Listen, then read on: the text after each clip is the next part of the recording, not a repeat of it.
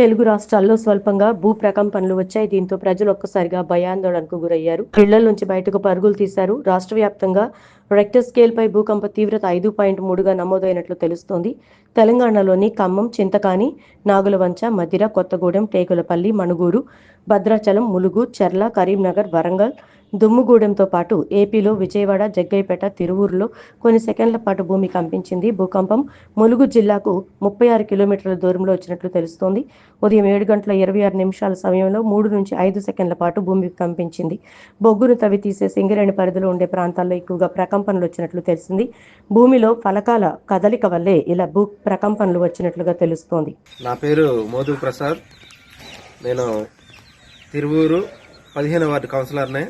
మరి ఈరోజు ఉదయం సుమారుగా 7:07 ఆ పరిసర ప్రాంతాల్లోనే నేను మంచం మీద పడుకొని ఉన్నాను.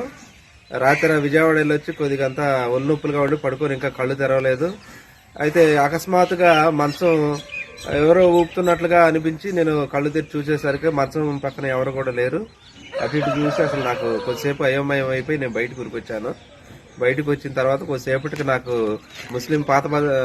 ముస్లిం బజారు కూడా అక్కడి నుంచి ఫోన్లు వచ్చి ఇట్లా మాకు భూకంపం వచ్చిందని చెప్పారు. అప్పుడు నాకు కన్ఫర్మ్ అయింది ఈ భూకంపం వచ్చి ఉంటుందని. మరి జనాలందరూ కూడా ఈ యొక్క వాతావరణాన్ని అందరూ కూడా తెలుసుకోవాలని కోరుకుంటున్నాను. Thank you.